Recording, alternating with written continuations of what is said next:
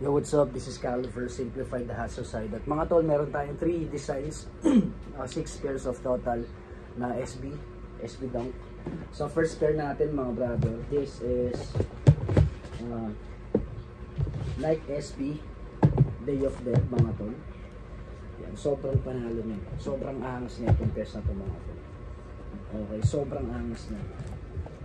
Mga tol, limited lang to, which is konti pa lang ang meron, no? Wala pa ako halos nakikitang meron ito. This is UA quality na mga bro. Pero ang declare tayo sa batch. Okay, as you can see mga brother, colorway niya is violet, black, and orange. Tapos meron siyang nakaprint na puro skull. Okay, tapos yung undersole niya mga tol, this is gum sole na rin. Tapos semi-transparent, meron din siyang nakalagay sa loob na print. Tapos ang pinakamaangas dito mga tol, yung insole niya. Okay, yung insole niya is ito, ganyan kaganda, tapos meron pa siyang protector sa ilalim. Okay, perfect talaga to sa mga nag-i-escape. Ay, wala akong idea kung pinapump ba to para mag ideal talaga to para sa mga mag-i-escape mga tol. Very comfortable sa paa.